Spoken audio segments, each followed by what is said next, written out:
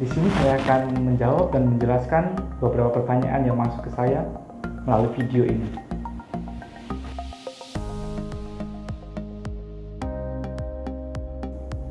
Yang membagi peradaban manusia menjadi 3 gelombang.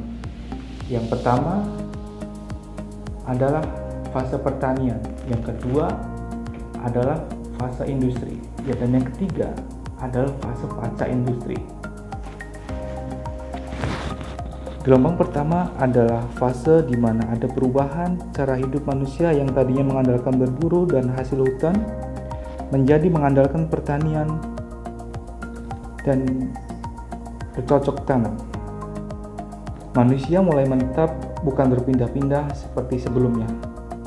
Kemudian, pada fase kedua, tenaga manusia mulai beralih digantikan oleh tenaga mesin. Pada gelombang ini ditandai dengan munculnya revolusi industri. Pada gelombang ketiga, atau fase pasca industri, ialah fase yang paling modern di antara ketiga hal tersebut.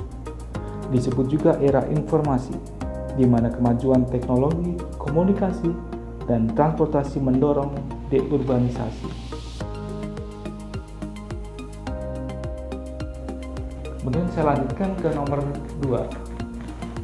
Teknologi syarat dengan nilai-nilai tertentu dan mengganggu kemapanan manusia yang berpengaruh dalam perkembangan peradaban manusia itu sendiri. Menjadi berpengaruh dalam hal-hal seperti tidak ada negara yang berkuasa atau sanggup menahan laju teknologi.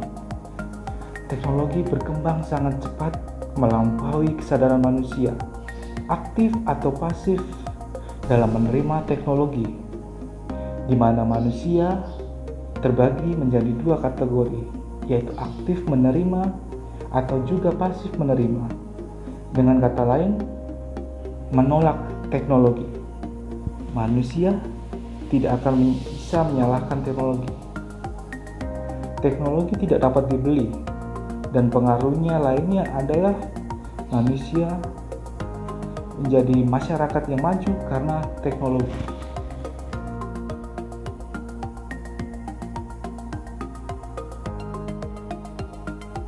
Masyarakat era pertanian dan industri memiliki ciri-ciri masing-masing.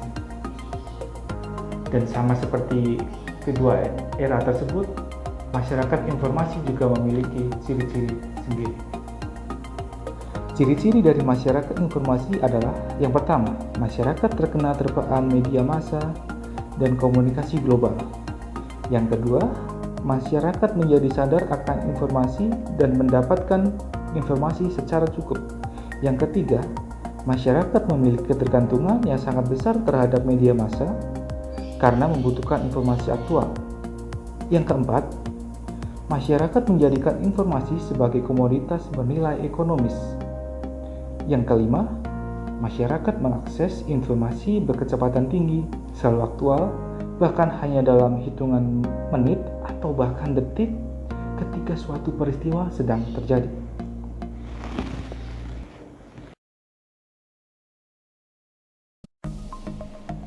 Saya akan menjelaskan dari pertanyaan yang keempat atau yang terakhir.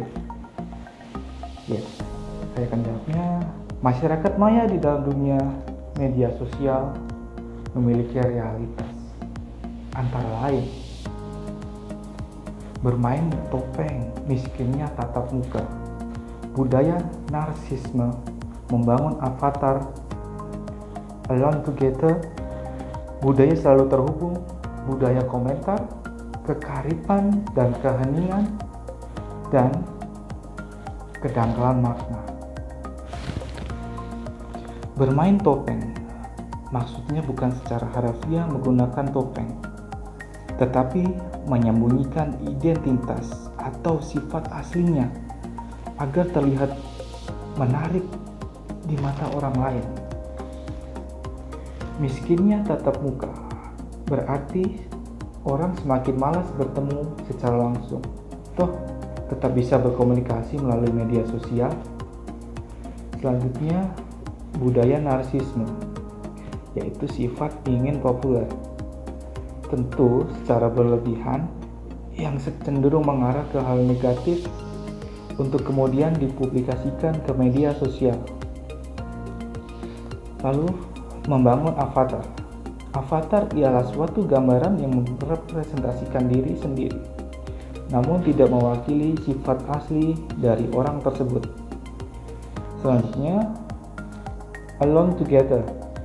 Secara harfiah, hal ini berarti bersama-sama. Tetapi meski secara bersama-sama, orang itu tetap sendiri, dalam tanda kutip hampa. Budaya selalu terhubung. Selalu terhubung ini dapat dilihat dari orang yang selalu ingin membagikan pengalamannya lewat suatu postingan di media sosial. Ia ingin selalu tetap terhubung dengan orang lain dan membagikan pengalaman dirinya sendiri hari itu.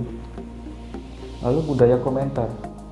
Dalam media sosial, orang bebas berkomentar apapun, dari memuji sampai menghina. Bahkan, salah satu survei mengatakan bahwa warganet Indonesia adalah orang yang paling tidak berperilaku baik dalam berkomentar di media sosial. Dan hal tersebut memang terbukti. Selanjutnya, kekarifan dan keheningan.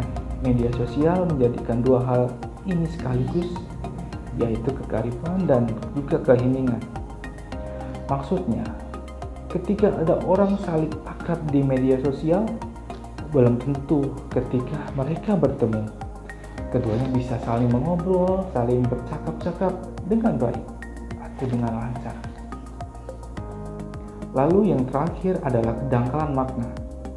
Maksudnya, adalah antara hubungan satu orang dengan yang lainnya di dalam media sosial atau dunia maya, hanya berdasarkan kepentingan sementara. Ya, demikian yang dapat saya jelaskan. Semoga menjadi jawaban yang sangat membuka wawasan sesuai pertanyaan yang masuk tadi. Terima kasih.